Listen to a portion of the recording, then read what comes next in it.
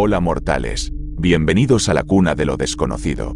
Hoy les traigo una entrevista que ha realizado un hombre norteamericano llamado Joseph Spencer, el cual asegura haber trabajado desde 1970 hasta 1997 en una agencia ultrasecreta del gobierno de los Estados Unidos, los cuales son conocidos como los Hombres de Negro. Esta agencia secreta está especializada en la investigación de tecnologías militares avanzadas, de las que ni el presidente de los Estados Unidos tiene un claro conocimiento.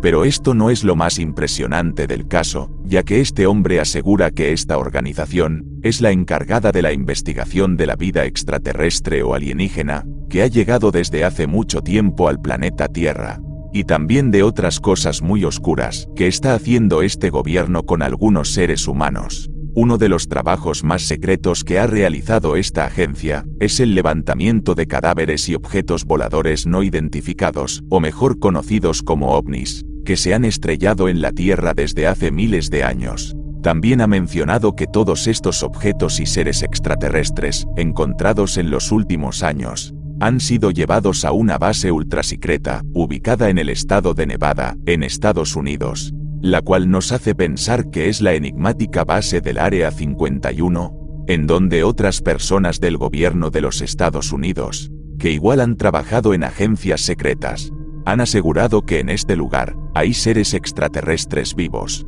pero hasta el día de hoy no hay una prueba real de que esto sea real.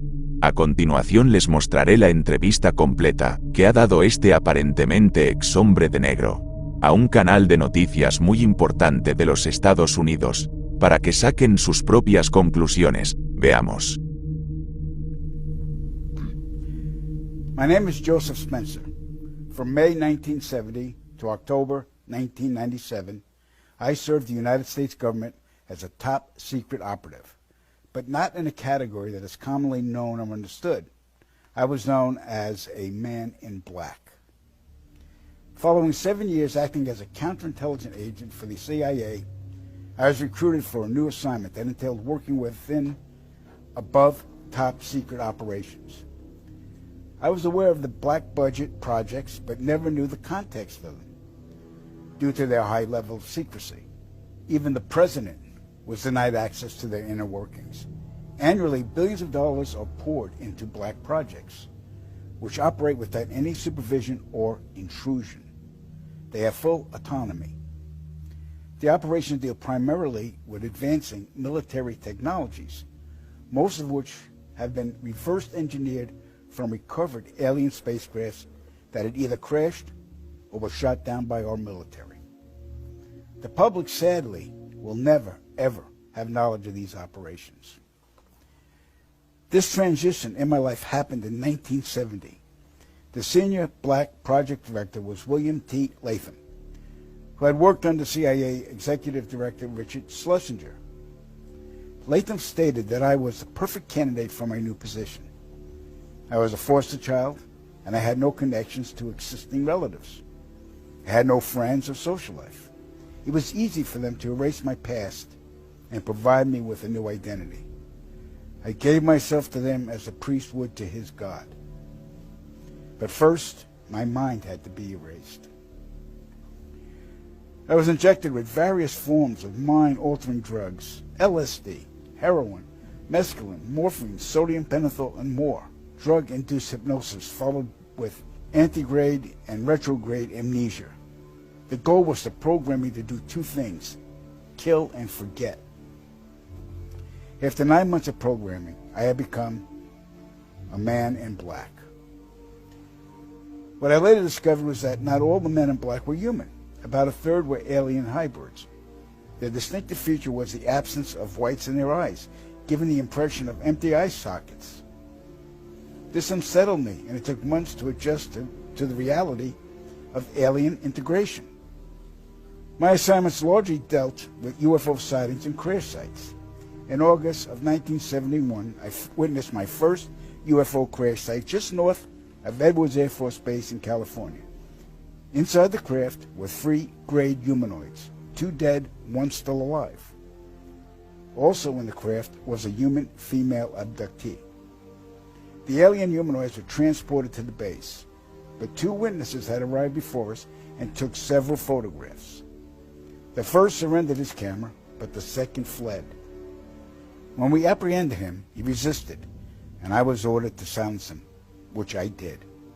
The killing of witnesses was executed with a wand that acted very much like today's taser, but the voltage from the wand would cause immediate cardiac arrest, and the victim's death would be attributed to natural causes. We silenced countless victims, not only men, but women of all ages and even teenagers. The following day, after each kill, our memories were reset, so we would have no recollection of the murders. A good majority of the victims were ufologists and whistleblowers. Among the ufologists I personally silenced were Paul William Cooper, Milton Vigay, Claude Monroe, Anthony Vargas, and noted documentarian Samantha Willis. When my wand malfunctioned with Samantha, I resorted to strangulation. She fought for her life for almost 2 minutes. In recalling this act, I stared into her pleading eyes for the entire duration with absolutely no remorse, guilt, or feelings. That was how effective the mind conditioning was. And it's her face that haunts my dreams more than anyone's to this day. So they stuffed out a documentarian. Yep. Well, that's not good to hear. Yeah. All right, we're going to move on. In 1954, Dwight Eisenhower signed what's known as the Granada Treaty with the alien gray race. In exchange for shared alien technologies, the Greys were allowed to abduct a number of humans annually for medical examination. The Greys also demanded anonymity from the public. A short time later, human technology took a giant leap forward with circuit chips, fiber optics, and lasers. The Granada Treaty is still active today, but the number of human abductions has increased, despite objections from the world governments. Now, the really interesting part. Every year, at least 8 million children go missing in the world. I can attest that 1/3 of them are abducted by government operatives and transported to any one of the 1,477 underground military installations on the planet, then imprisoned for the remainder of their lives. The children are subjected to biological and genetic experiments, dissections, and mutilations performed not by human scientists, but an alien gray species. During my stay at the Vanguard Underground Base north of Phoenix, Arizona, I witnessed many of these procedures. Because there was no form of anesthesia administered to the young patients, the halls reverberated with the screams of tortured children from morning to night. The ones that perished were incinerated in the installation's crematoriums.